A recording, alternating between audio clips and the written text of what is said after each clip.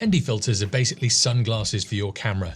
They let less light in when taking a photograph, and they can be quite handy when you want to get a certain photograph or you want a certain look. Now, if you use it badly or at the wrong time, all they'll do is waste your time to basically get the same shot. So you get the added time of installing the filter, but also that added time where you have to take a longer exposure to get the same amount of light into your camera. Now, I'm talking photography here, not videography. With video, they're used in a very different way, but in photography, the primary way they can be used is to show movement in your still frame. I'll show you what I mean. If you look at this scene, there is no obvious movement in it. So whether I use an ND filter or not, it really isn't going to look any different. I could take a shot at 1/250th of a second with no filter, or use a 10-stop ND with a shutter speed of 4 seconds, and it will basically be the same photograph. However, with this scene, there is movement in it, but under the midday sun, it's tricky to get the exposure to where you could see this movement properly in your shot, even with a smaller aperture. And this is where NDs come into play.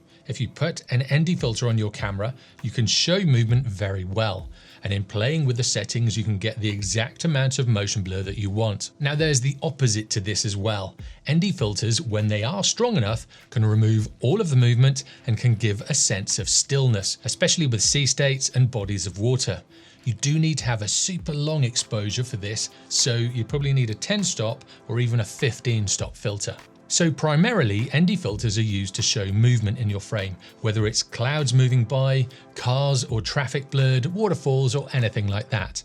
An ND filter can help intensify this movement. Now, the trick is getting the balance between not showing too much movement and not showing enough.